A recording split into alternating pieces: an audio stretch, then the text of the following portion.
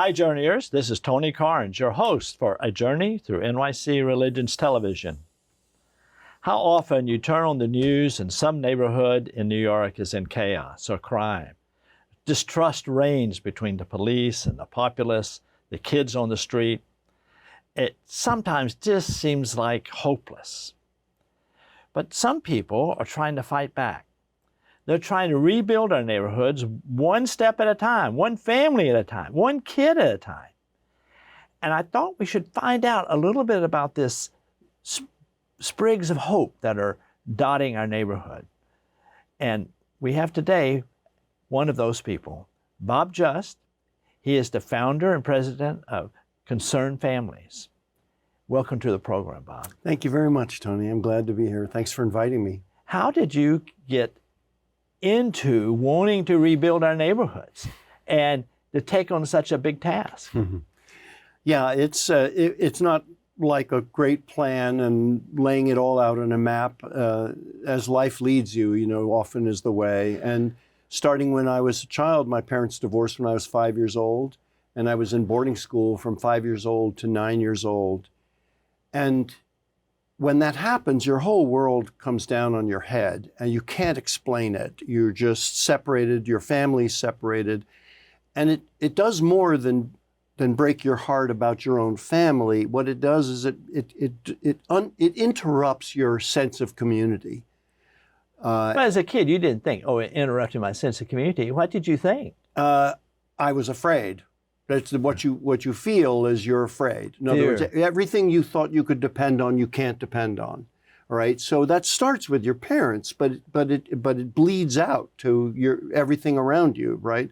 Did that mean that you didn't trust people, or you tried to use people, or what did that mean? It means distrust, fear, because life becomes like a bear trap.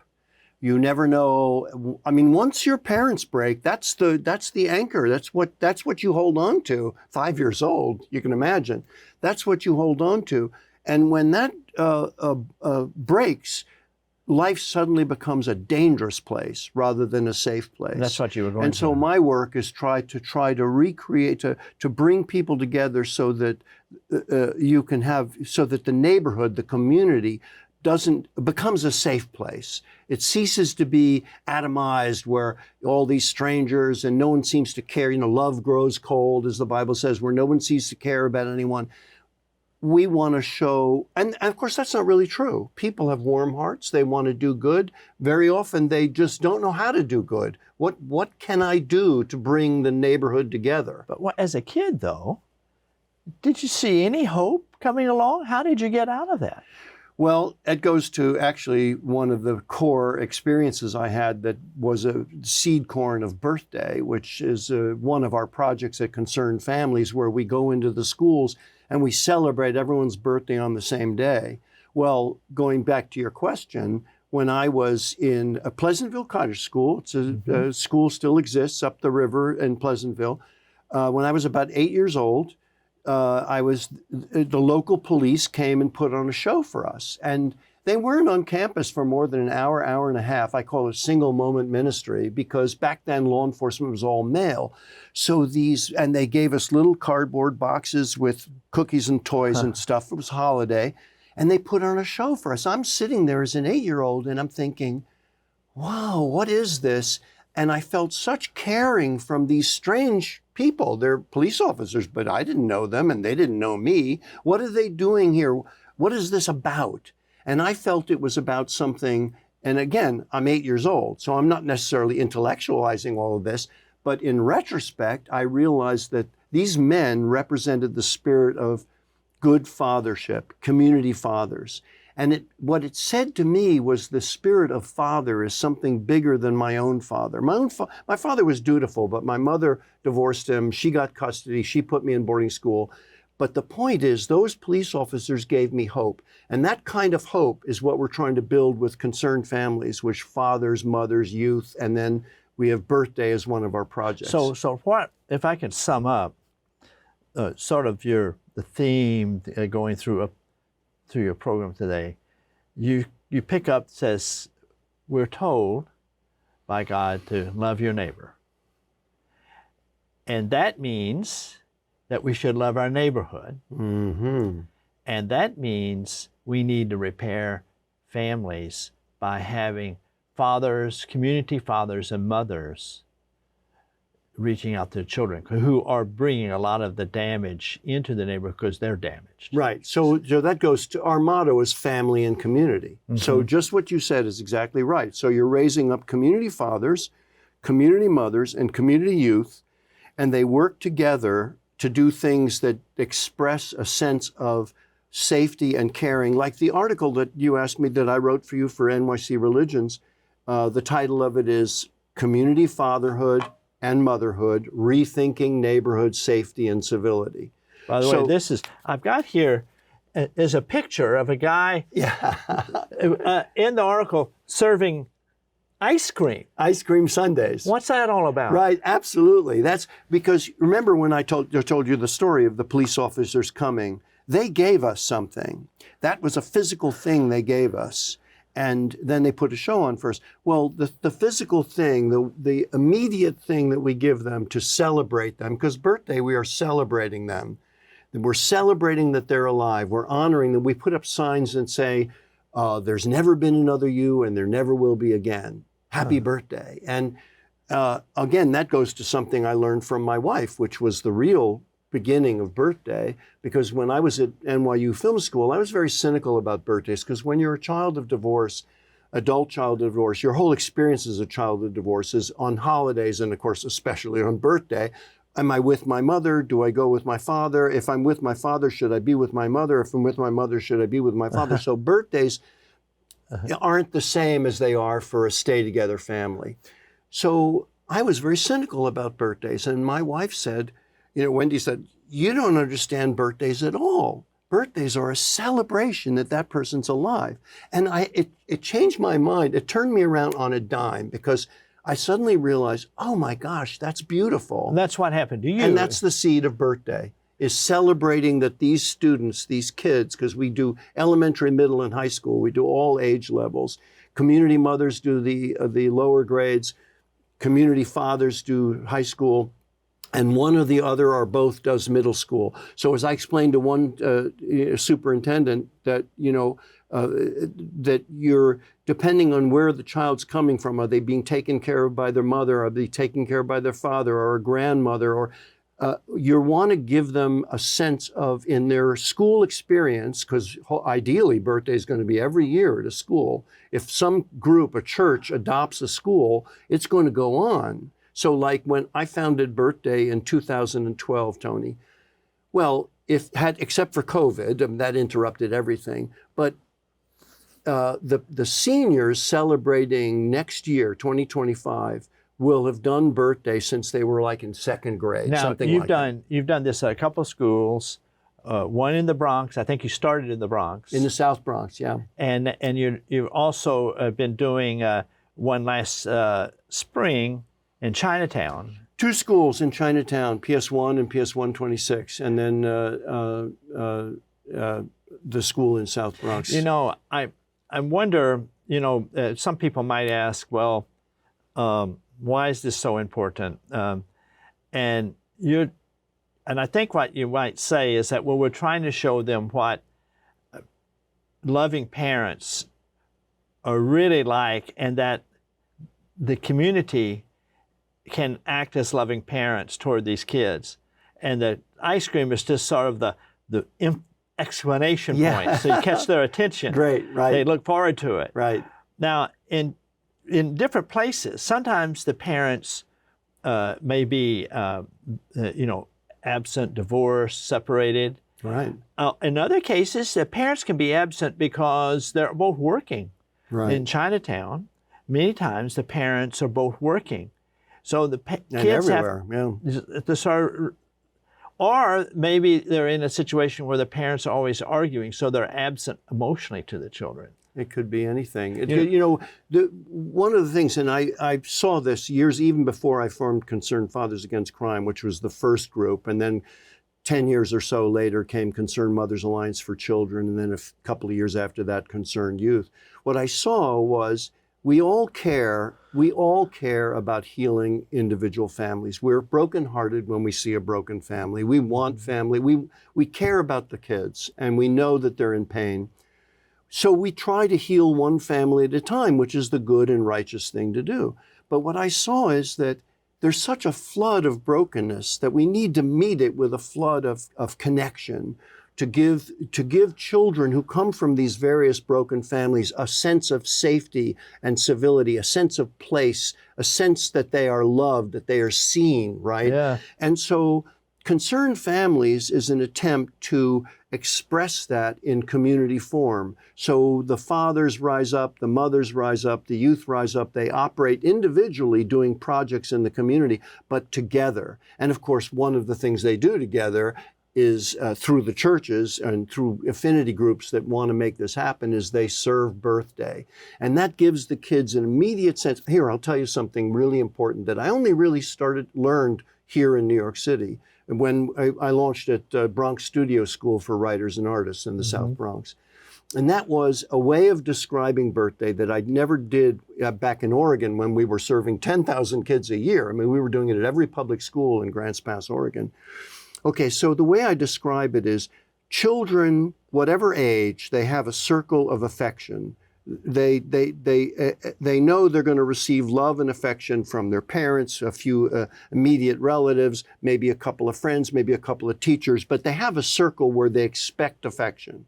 Well, Right. we come as strangers, right? We don't allow parents or teachers to do birthday with us because we don't want jealousy. Why is my mother there, and why is your mother there and my mother isn't? Where is your, you know? So but the point is that we come as strangers from outside the circle of their knowing. This is where they expect affection here. We come, like those police officers did for me when I was 8th grade, we come from outside the circle of their knowing. And what it does is it tells them that love, caring for them, is about something more than what they knew. It raises their sights to something which to me ultimately raised my sights to Father in heaven, right? Well, this is sort of one of those paradoxes where connecting disrupts disconnection. And one way I know you do it is you bring police or participate in this with the churches. Yeah, the community. Precinct 5 joined us for birthday in Chinatown. Come. There maybe was disconnection, distrust of the police, but when they come, it really sort of undermines. Many youth are sort of united. They're connected with each other. They distrust the outsider. Right. But with the police coming in, this is the disruption. Right, it disrupts the distrustful connection. Right. All of a sudden, they become part of this love coming outside the boundaries of their knowing. Like when we did a PS 126 for the first time, we had 3 NYPD from Precinct 5 do serving with us. They gave the kids the bowls. So the kids' first contact when they're getting their ice cream sundae was with a police officer giving them their bowl. Okay, then 2 patrol officers came off patrol to visit because they heard what was going on. They came off patrol and everyone cheered when they walked in the room. And you have this sudden sense of, you know what? There's so much division in this life, not just New York City, everywhere, but there's so much sense of, distrust. And I don't think this person likes me or this group likes me, and I'm not sure I like them. For example, with police officers, especially in the recent years, people thinking that the police officers hate them, or maybe the police officers think the people hate me and I can do no right or no wrong. But what if we're both wrong? What if we're both wrong? What if that's not really true? What if we actually love each other or want to love each other, and we just need a way to do it? Where is Precinct 5? Precinct 5 is Chinatown, and more, but it's in the Chinatown. And they cheered? Everyone applauded and cheered. Now, was the school mainly Asian American or Hispanic American? I'd say it's roughly, it's probably about a third to half Asian, but it's mixed Hispanic. I can't remember, but it's not all Asian. There's sort of a double thing going on here. particularly probably many of the Asian kids of their parents are new immigrants, there's a high degree of distrust of police overseas. Oh. So those kids to cheer is counter to all that experience that the parents have badly experienced, distrust of police.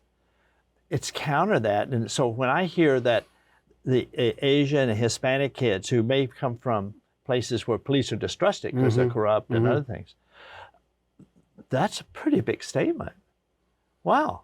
Yeah, well, police officers are also kind of parents of the community. They're a kind of a parent, you know, and they have a tougher role than firefighters. You know, firefighters are usually just there to rescue us, but police officers are also disciplinarians. You know, they're there to rescue us, but they're also, hey, you have to measure up, you know. But it was a wonderful experience to see them received that way. And I think that essence, that sense of breaking down the walls of distrust so that we start to realize that we're all tired of the bad vibe, you know, the bad spirit, the bad anger, hate this, hate that. And we want to be a community. It's a natural instinct to love our neighborhood. It's a call, and as you say, to love our neighborhood, because we want to live in a civil way. We want to care about other people, and we want to feel they care about us. And so birthday is, because birthdays are so significant, it's the moment when you come into the world. It's a significant day. And we do it around a week after Earth Day. Birthday is May 1st. And Earth Day honors care for the planet. Birthday honors care for the people. So it's a very simple thing that we can all do that send an important signal. Those police officers, Tony, never knew the effect they had on me. They never knew. They came to I only remember it that once. I was there in that particular school from 6 years old to 9 years old. I only remember them coming once, and I never forgot it. So we're going into these schools, and we're blessing these kids in the South Bronx, where it's, you know, say half African American, half Hispanic, roughly, the particular school. And they see us, we're Asian, blacks, whites who are serving them, you know, because New Canaan Society adopted that particular school in the South Bronx.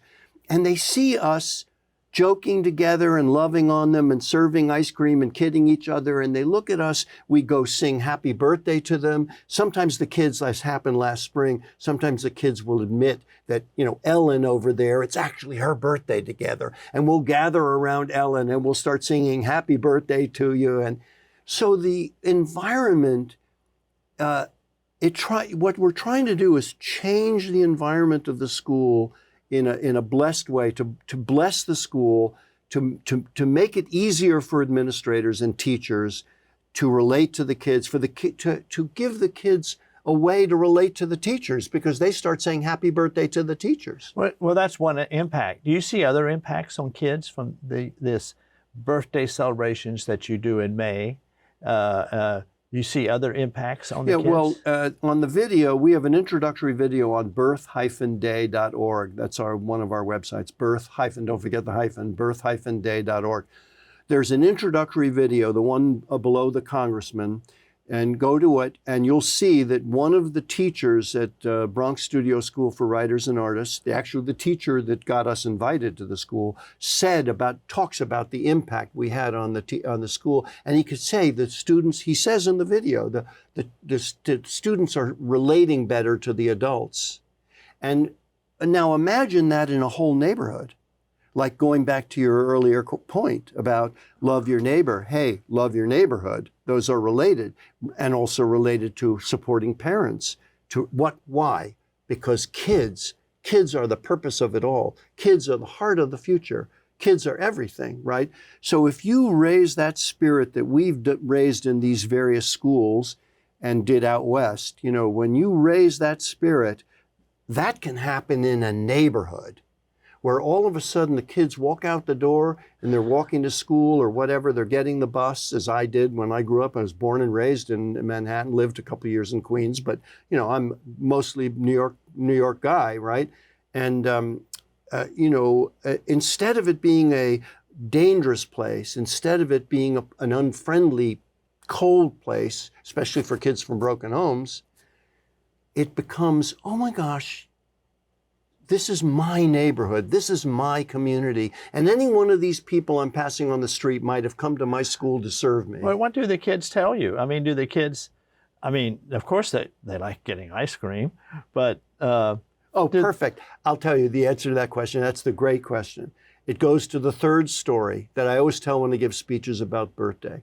The third story is the first time we did a high school, and the men were thinking, well, community mothers have been successful in the lower grades, but gosh, we're not sure that high school isn't too cool, for a birthday. And so the concerned community fathers were a little nervous about doing birthday. And the first year we did it at our biggest high school, 1,800 students.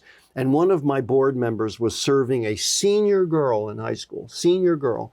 And he's serving her an ice cream sundae and saying, happy birthday, and what do you think of all of this? And she looked at him and she said, this is the best day of my life. And when he told the membership that story, he started weeping because he couldn't imagine that an ice cream sundae and a birthday wish from 40 guys, in that particular school it was 40 men with some law enforcement, could be the best day in her life. And I said to the membership, think about it. That high school girl has no good men, or maybe no men at all in her life, but she has, and all of a sudden, she's surrounded with 40 men caring. She doesn't know that we're mostly Christian. She just knows there are 40 good men, 40 men with smiles on their face, loving her and being there for her with an ice cream sundae, happy birthday. And that she witnessed, that was the best day in her life. Now, this, you have involvement of precincts and schools, public schools, also of churches, other New Canaan Society, I think that's a men's Christian organization. And Redeemer Eastside, my church, has adopted birthday. The whole staff has done it 2 years in a row, and we're planning to do it. But it's not necessarily limited to churches. It could be synagogues or... any affinity group that wants to adopt a school. It could even be, a corporation, maybe that has 20 employees, and they suddenly say, hey, we have a school. We see these kids, down the street. Why don't we do birthday at the school? All they have to do is know how. They have to, get the ice cream is very important. We have partnered with Father's Heart, which has an outreach called Alphabet Scoop. Now, where is that at? It's on way east 11th Street in the Alphabets. And by the way, audience, I have been to, it's called Alphabet Scoop? Alphabet Scoop, yeah. Great ice cream. You ought to drop by sometime on 11th Street and just get some ice cream because they support things like this. Tell us a little bit more about their work. It's delicious ice cream. Yeah, they partner with us. They make the ice cream. So if anyone donates to birthday, that couple of dollars or whatever that they're donating, that's going to give students a beautiful experience, and it's going to bless a homeless ministry, because Father's Heart is a homeless ministry.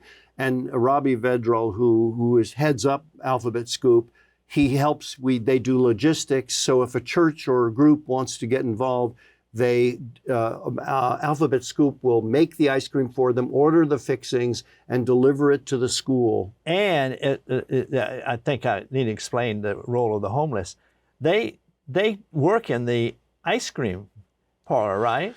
What they use is at-risk kids. At-risk kids. Okay. The homeless ministry is a separate part, but what they try to do is put kids, give them a learning experience about what it's like to work for an employer, what it's like to do a good job. Serving the public is not easy, as you. I've had jobs where you serve the public. It takes an extra bit of patience to serve the public, and so these young people, under the supervision of Robbie, they learn how to work, how to serve the public, how to do a job well, and so we support that. And it's such a beautiful synergy here in New York City. It's such a beautiful synergy. And so as we reach out to schools and churches and other affinity groups to try to do something to really say something important to our children. There's never been another you, and there never will be again. You are precious. You have this life. What are you going to do with it? I can't wait to see what you're going to do with it. and to give them a sense of purpose, to stay in school, to graduate, to uplift them, okay, in a real way, the way I was uplifted when I was 8 years old. And I'll never forget that. Those police officers, Pleasantville Police, I assume it was the Pleasantville Police. Now, does this have equal impact on girls and boys, or? That's an interesting question. I've never observed. You see on the video, the boys seem to get as big a kick out of it as the girls. And of course, boys and girls are different. They respond differently. I think the additional question I briefly mentioned, but I'd like to emphasize, is the huge impact it has on the birthday servers. Okay, because we have birthday servers are at the table scooping the ice cream, and then we have waiters that go amongst the kids and say, would you like a little extra ice cream, a little extra whipped cream, or a little few extra M&Ms or chocolate sauce, and they joke with the kids and they laugh. And the more you interact with the kids, I've been a teacher. I know that kids don't always show how they're reacting. Okay, yeah. I sat there with those when I was 8 years old. If you'd looked at me, you probably would have, never guessed what was going on in my heart. Right? You would have never guessed it. But what was going on in my heart was change. I was uplifted to have hope beyond what I saw in front of me. Now, that's something I wanted to ask you about. You've done this at different schools. It takes a lot of effort.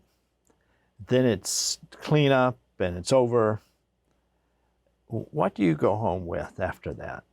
How do you feel the day after and the day after and the day after? Aside from a couple of used scoopers. Yeah. And it's especially cute because a lot of the schools, they give us thank you notes, and some of the schools make giant birthday cards to welcome schools that have never done birthday, and they oh, really? Yeah, and it's happy birthday, welcome. I think I saw one of those in one of the PS 126. Yeah. It's a cool thing. I hope I can keep it going. But I think you come away with a feeling, first of all, that the walls have come down, that you are not separated from youth. Youth cares what you think. They may not show it. They may not be comfortable talking to you that much, but you've impacted them. And give a big thanks for our neighborhood parents, Bob Just. Thanks for being with us. Thank you, Tony. Thank you so much. Thank you very much. Bye-bye. Bye-bye.